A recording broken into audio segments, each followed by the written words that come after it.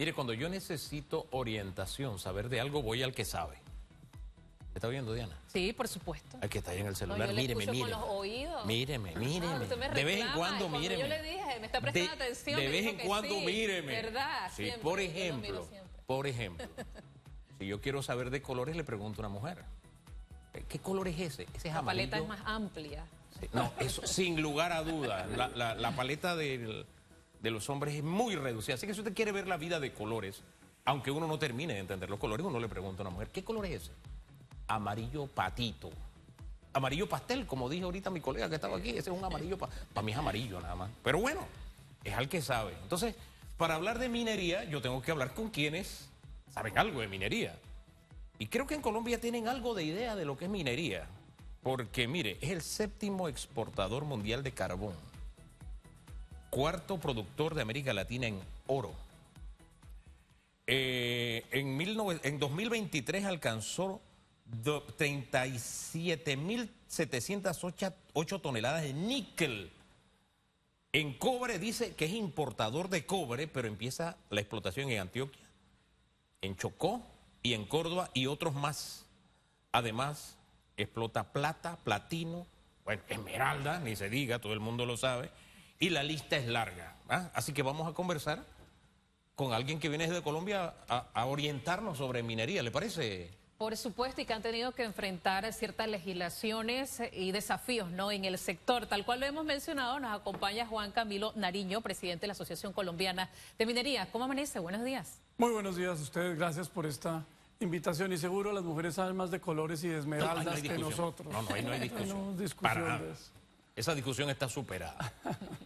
A ver, yo cerré el programa del domingo, el debate abierto, diciendo que Dios había sido bueno con Panamá, que nos había dado tantas riquezas que aquí todos debemos tener la posibilidad de poner el plato sobre la mesa. Una de esas riquezas para mí es la riqueza mineral. Y cito lo que dije en el programa porque usted ayer dijo algo así como que la minería era una bendición si se hacía bien. ¿Qué es eso de hacerlo bien? Vamos a comenzar por el final.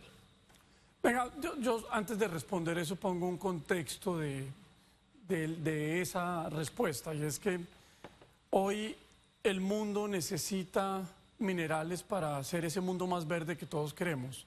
Mayor movilidad eléctrica, reducir las matrices energéticas con fuentes alternativas como solares o eólicas. ¿Para qué? Para cumplir los compromisos de París. Ese mundo más verde necesita más minerales.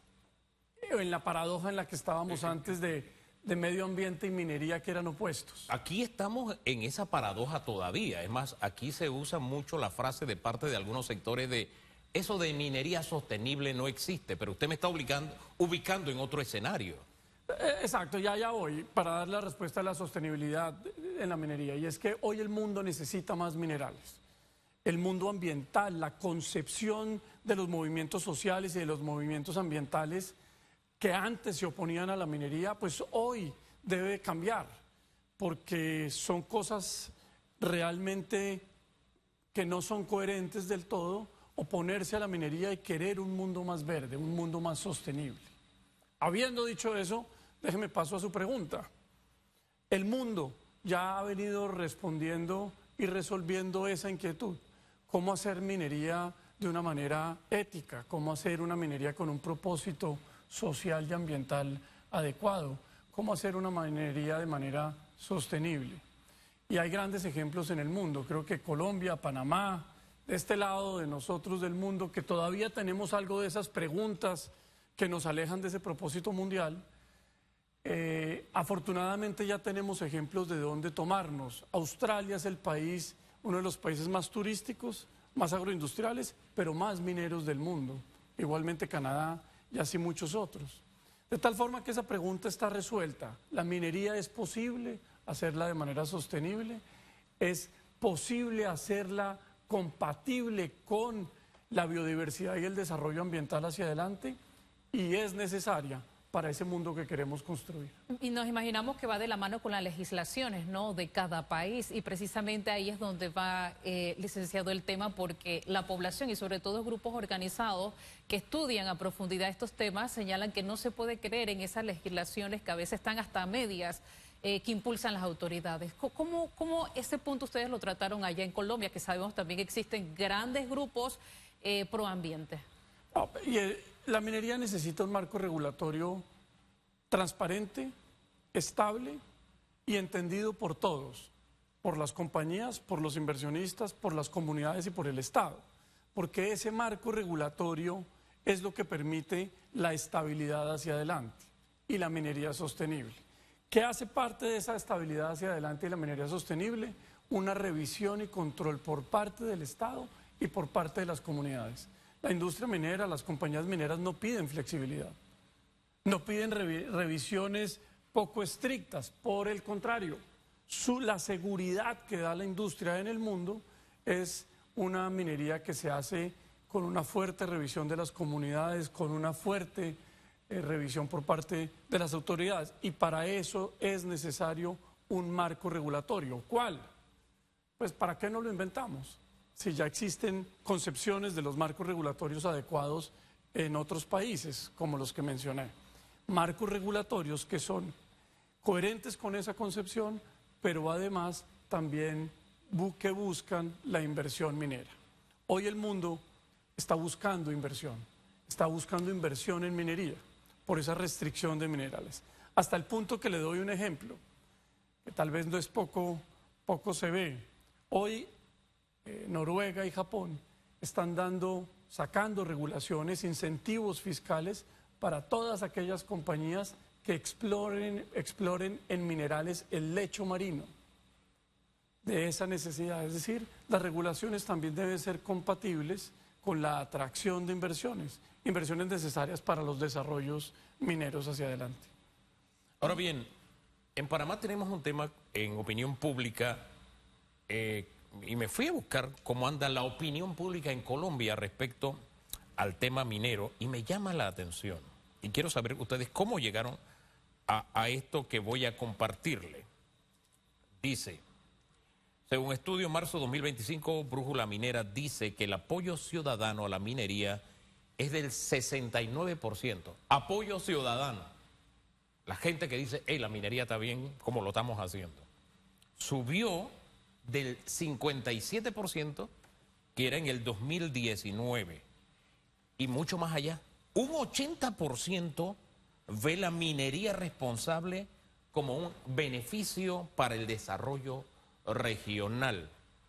Esto de la minería responsable, quiero leer eso, cómo lo ven en Colombia y cómo el colombiano ha logrado tener esta óptica, como si así como el canal es parte de nuestro día a día, allá la minería es parte del día a día, porque el 80% son 8 de cada 10. Sí, yo creo que eso ha sido una evolución en el tiempo, pero que tal vez parte como de una concepción, y es que los colombianos cada vez más entendemos que la minería ha sido nuestro seguro de vida, en la materia fiscal, en materia macroeconómica, en materia de recursos y de ingresos de inversión social. Si no hubiera existido la minería en los últimos 30 años, los colombianos hubiéramos tenido que pagar más impuestos, hubiéramos tenido que tener una deuda exterior mucho más onerosa, mucho más costosa. No hubiéramos podido hacer inversiones sociales, o en Colombia no se hubieran podido hacer inversiones sociales a través de las regalías. En los últimos 2 años fueron 35 billones de pesos en regalías y en impuestos, que es la misma que se sumaron en los 10 años anteriores. Entonces, ahí hay una fuente de recursos que los colombianos han venido entendiendo, primero. Segundo, en los municipios mineros, hoy también existe un entendimiento mayor en relación con el dinamismo económico, el empuje empresarial que imprime la minería en esos territorios. En los municipios mineros colombianos existe mayor dinamismo empresarial medido por los impuestos que pagan esas otras industrias, el comercio, el transporte y procesos en materia de bienes y servicios. Y ahí también la gente siente que donde se establece la minería se genera más encadenamiento y más tejido empresarial. Yo quiero leer lo que usted me está diciendo con la información que yo estoy buscando. Me dice que ustedes tienen un boletín que se llama Minería en Cifras en Colombia, que actualiza mensualmente los indicadores sobre producción, inversión y exportación. Eso se llama transparencia. En la medida en que aprendamos de ese tipo de ejemplos, la opinión pública en Panamá puede mirar con buenos ojos la minería. ¿Cómo lo observa usted? Sin duda. Tomando esa referencia nada más. Sí, sin duda. Creo que la transparencia es fundamental, no solo en las cifras. Déjeme, le pongo otro ejemplo. A ver. La transparencia en cómo se hace la minería. Porque si el mundo necesita más minerales, necesita más cobre, uno no puede hacer minería de cualquier forma. Eso es lo más importante. Ahora vamos entrando al peso del chicheme, como decimos acá en Panamá, en chorrera, para ser más específicos. Uno tiene que hacer minería bien hecha. Y para eso también hay maneras de hacerla con objetividad. No es lo que usted y yo pensemos. Sí. Es lo que los estándares y las calificaciones en esos estándares dicen. En Colombia hace 4 años seguimos un estándar mundial en los 9 procesos más críticos de la minería. Déjeme el número 4. En temas ambientales fundamentales en la discusión pública, que estoy seguro en Panamá también lo son. 1, el cierre de minas. 2, el manejo de los tailings, de los relaves, que ha sido una conversación aquí también presente. Pero también en cambio climático, en el manejo de la biodiversidad y manejo del agua. Las operaciones mineras en Colombia, en virtud de ese estándar, publican en una página nuestra de internet para transparencia de las comunidades las calificaciones que cada una de esas operaciones tienen en esos protocolos, manejo de agua, manejo de las comunidades, manejo de los tailings y cierre de minas.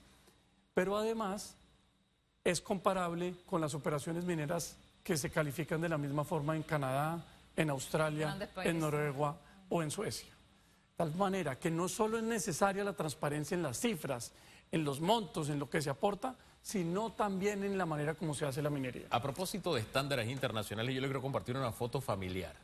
Esta es mi hija. Cualquiera diría que está en un lago natural. ¿Sabe cómo se llama este lago? Este lago se llama el lago del Relave. Ajá. Y está bañándose allí porque es un lugar donde se extraía minerales, se cerró y con el paso del tiempo es un lago multiuso. Allí se está bañando de lo más tranquila. Esas son, aquí en Panamá que hemos recibido tanta información de malos ejemplos de minería, hay buenos ejemplos de altos estándares de minería. Ahí le pongo un ejemplo, uno nada más. En el mundo entero hay ejemplos de buena minería y de cierre de minas, pero déjeme, yo le hago una acotación. Los cierres de minas son durante la operación minera, no solamente al cierre. En la medida en que usted va progresando en su desarrollo minero, va también haciendo cierres progresivos. Colombia tiene unos maravillosos ejemplos y ya en los cierres definitivos, pues esas áreas terminan siendo restituidas para centros turísticos, centros agroindustriales o pues otra gran cantidad de cosas útiles, hoteles, campos de golf. En el mundo hay ejemplos maravillosos, centros de investigación de la biodiversidad. Mejor dicho, esa concepción de que la minería en un futuro no deja otras actividades productivas, pues usted ahí con esa foto y su hija, que lo felicito, está demostrando que no es así. Usted conoce aquí el caso de Panamá, usted fue invitado a un foro y demás. Desde su conocimiento, desde la experiencia, ¿qué recomendaciones puede dar hacia lo que se está viviendo aquí en Panamá? Tenemos el cierre de una mina, hay unos protocolos que se han iniciado, hay una conversación en agenda de la parte gubernamental con las comunidades, con la población. ¿Conoce el caso? Sí, parcialmente, pero por supuesto no me gusta dar consejos como extranjero, sí. Pero déjenme, yo le pongo esa conversación en Colombia de lo que uno pensaría debería hacerse. Lo primero es tener conversaciones en virtud de que esa es la conversación del mundo, en virtud de que ustedes ya tienen un proyecto y una mina construida. Conversaciones para el sí, no para el no.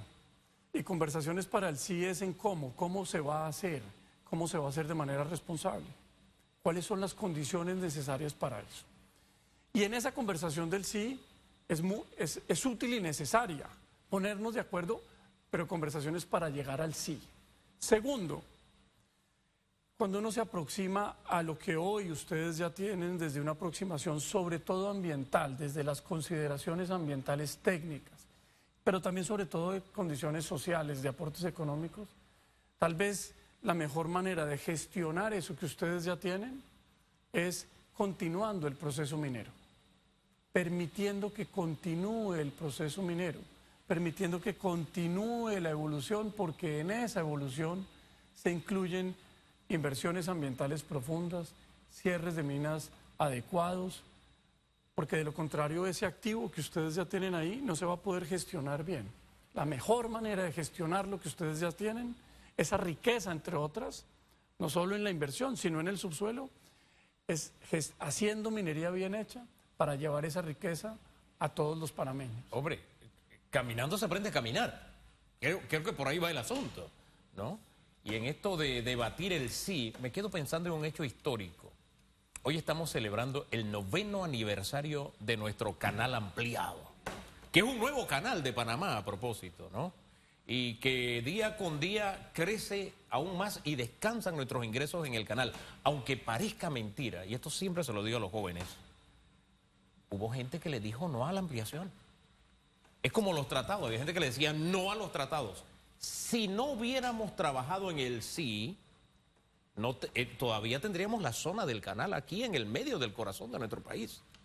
Si no hubiéramos apostado por el sí, tendríamos el canal viejo, no tendríamos el canal nuevo, que es parte angular, piedra angular de nuestra economía. Así que apostar por el sí en un país donde hay profesionales del no, que han estado permanentemente, me dice que los panameños podemos entendernos. Yo aspiro a que en este tema los panameños nos podamos entender. Una cosa es el contrato, que ya pasó la historia, inconstitucional, etcétera, etcétera, y otra cosa es lo que ya tenemos.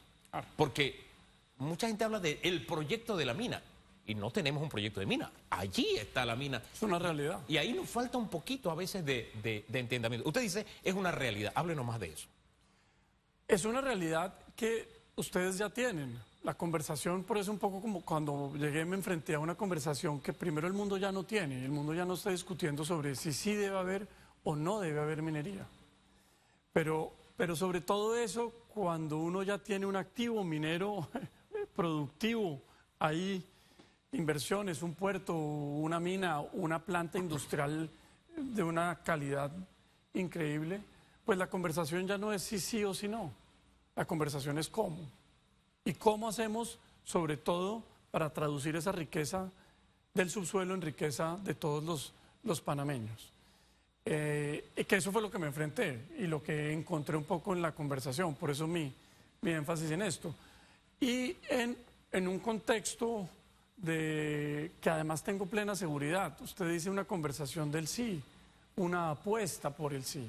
Yo estoy seguro que cuando uno hace esa apuesta, encuentra capacidad técnica en los colombianos, en los panameños, encuentra capacidad técnica por fuera, en otros países, para poder traer ese conocimiento al país en las revisiones que hay que hacer a la operación minera. Porque otra conversación que surge es, hombre, pero nosotros somos un país débil, Colombia también en su momento, y lo sigue siendo, para revisar la minería, para controlar la minería. Y es normal. Pero hay capacidad técnica en otros países, en América Latina hay una enorme capacidad técnica, en Chile, en Perú, que uno puede en la conversación y en la apuesta por el sí, pues empezar a incorporar en la conversación panameña y en la legislación panameña. Pero estoy seguro que cuando uno apuesta por el sí, cosas maravillosas pasan, cosas maravillosas. La acción en sí mismo trae otras acciones que permiten generar una conversación propositiva, porque en el fondo, Hugo, lo que tiene esto es que uno no está hablando de minería, uno no está hablando de cobre, uno no está hablando de un contrato. En el fondo uno está hablando de la gente, está hablando de oportunidades, está hablando de empleos, está hablando de familias, está hablando de colegios, de hospitales y de recursos que se necesitan para eso. Y en el caso cobre, estamos hablando del 30% de este aparatito. Yo le he hablado de las grandes contradicciones que a veces tenemos, esas paradojas, ¿no? Aquí tuvimos un sindicato que era anti-mina en los últimos 2 años, pero participó en la construcción de la mina. Entonces uno dice, espera, si tú eres anti-mina, ¿por qué construiste la mina? Entonces, asimismo yo lo llevo a un aparatito como el celular. El 30% de este aparato depende del cobre, 31% para ser específico. Si yo soy anti-mina y anti-cobre, no puedo usar un celular, si no, me estoy contradiciendo a mí mismo. Entonces, no se lo digo sino con la búsqueda de por qué sí en vez de por qué no, pensando principalmente en eso que trataba de destacar el domingo, que era la gente que hoy no pone un plato de comida en su mesa porque otros panameños están diciendo no lo puedes poner. Creo que la soberanía de la ciudadanía se impone en casos como estos, teniendo todos la posibilidad de decir ¿por qué sí? Busquemos la forma del por qué sí, porque otros países nos han demostrado que sí Con se transparencia, puede. que era lo que usted resaltaba. Con eso es Con así. transparencia se pueden hacer. Gracias por orientarnos. A ustedes, gracias por la invitación. Nosotros vamos a la pausa. Regresamos en breve.